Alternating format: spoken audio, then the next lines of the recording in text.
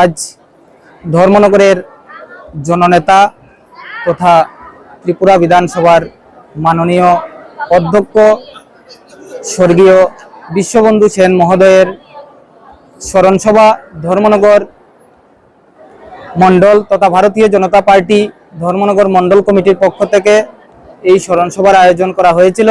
ধর্মনগরের আপামর নাগরিক যারা আমাদের জননেতাকে শ্রদ্ধাঞ্জলি দেওয়ার জন্য আজকে এখানে উপস্থিত হয়েছে এবং